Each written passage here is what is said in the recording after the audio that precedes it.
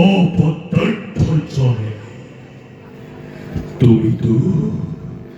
তুমি তো না জানালে কিহর উদ্দেশ্যত মোরেই যুদ্ধর অভিযান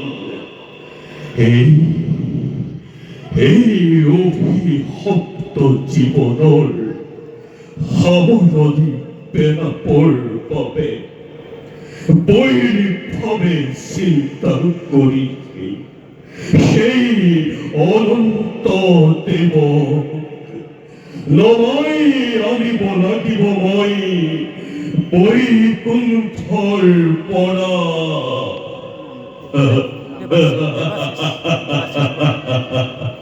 আৰু তাৰেই বাবে দেৱদ্ৰোহী বিশ্বদ্ৰোহী ভক্তদ্ৰোহী হৈ সৃষ্টি কৰি মহাপ্ৰলয়ৰ বিশ্বব্যাপী আতংকৰ মই কৰিম ঘোষণা।